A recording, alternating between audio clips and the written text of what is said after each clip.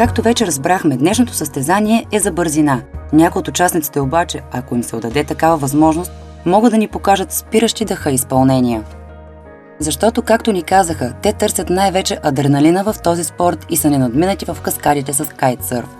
Сега ще се запознаем с един такъв сърфист, който неведнъж е приковавал възхитените погледи на публиката, събрана на плажа.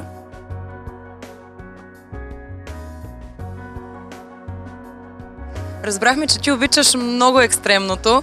Какво точно ти харесва в кайтсърфа? Бързината ли търсиш? Бързина, скокове, всичко. Удоволствието. Разбрахме, че имаш много интересни постижения с кайт. Разкажи ни малко повече за тях. Колко интересни. Винаги са интересни. Има скокчета, това. С Рафо прескочихме багера. С работниците. Как се реши на тази каскада? Как? Духаше вятър и дай, момче, айде. Лесно е, го има вятър, лесно. Когато няма сложното. А при тези скокове не се ли изисква и голяма техника? Да, изисква се. А точно тази техника трудно ли се научава? Ако караш всеки ден, не. Ако караш 2 пъти в годината, трудно. Какви са ти очакванията за днешното състезание? Очакванията са за малко по-силен вятър и за повече участници.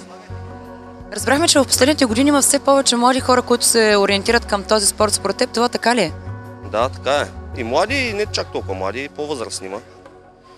А кое наделява? Младите, когато дадат за първ път се качат на кайт, какво търсят, бързината ли? Направо искат да почнат да правят скокове? Като се качат на кайт, първо изпиват морето, докато се научат. И после вече, искат да скачат. А кое първо трябва да се научи човек да овладява, платното или дъската? Крилото. Дъската е по-лесно. Най-важното е кайта да се управлява правилно. Иначе може да скочиш някъде на пътя там. Отзад в храстите. Да, това ми беше въпросът, тъй като това е голяма сила. Няма ли вариант да те задвижи на някъде? Колко е силен вятър, това е по-страшно. Ако е по-слаб, не е чак толкова.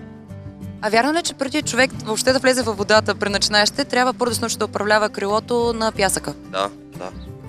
Задължително. И приблизително колко време отнема това? Разбира се, това е според зависи уменията на човек и желанието му, но все пак. Горе-долу на 10-тия час ги пускаме във водата. Да се опитват вече да правят някакви маневри с крилото и така. Да се опитват да потеглят с дъска. Разбрах, че при управлението на крилото не се иска чак толкова физическа сила, колкото изглежда отстрани, повече е техника. Човека. То е закачено за човека, който кара. Теглите през кръста, през трапеца. Значи натоварването би трябвало да е там, така ли? Да, на ръцете е по-малко натоварването. Не е да го държиш да стискаш. Това е най-лошото, което може да направиш, да стискаш. Дърпаш ли, кайта дърпа. А след като ви толкова обичаш да правиш такива каскади, такива екстремни изпълнения с кайт, днес няма ли да ти е малко по-трудно, където разбрахме, че състезанието е бързина? Да, днес няма да правим каскади с тези дъски, ама след това трябва да има и с другите, с нормалните. С удоволствие искам да видя някоя каскада, която ще направиш по-късно. Ако задуха, ще видите.